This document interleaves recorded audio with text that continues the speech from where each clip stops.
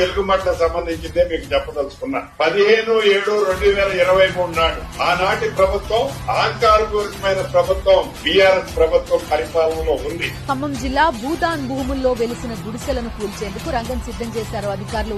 మొత్తం 62 ఎకరాల్లో కూడా ఈ భూదానికి సంబంధించిన భూములు ఉన్నాయి. అయితే 2014 నుంచి కూడా తమకు ఈ భూములు ఇస్తానని కూడా ప్రభుత్వం చెప్పింది. అయినా ఇంతవరకు ఎటువంటి స్థలాలు ఇవ్వకపోవడంతో కూడా వాళ్ళ పెద్ద ఎత్తున మహిళలు కూడా ఇక్కడికి చేరుకున్నారు. వాళ్ళు పూర్తిగా గుడిసెలు వేసుకున్న పరిస్థితి కనిపిస్తుంది. మేము కూలగొట్టాము ఇవ్వాలని చెప్తున్నారు కానీ ఆనాడు ఈళ్లే కూడగొట్టే ప్రయత్నం చేసుకొని కూలగొట్టారు. ఖమ్మం వెలుగుమట్టలో ఉద్రిక్త పరిస్థితులు నెలకొన్నాయి. భూదాన్ భూముల్లో గుడిసెలను తొలగించేందుకు రెవెన్యూ అధికారులు సిద్దమయ్యారు. పోలీసు శాఖ మరియు రెవెన్యూ శాఖ చర్యలు తీసుకోబడుతుంది.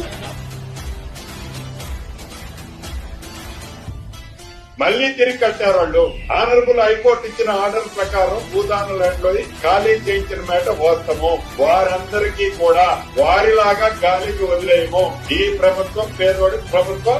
ఎవరు ఎన్ని కార్యకర్తలు కూర్చున్నా ఎంత విషయాన్ని బయటకు చిమ్మినా ఇది పేదవాడి ప్రభుత్వం. నష్టపోయిన ప్రతి పేదవాడికి ఇళ్ల స్థలం ఇస్తా, ఇల్లు ఇస్తా ఈ ప్రభుత్వ పక్షాన.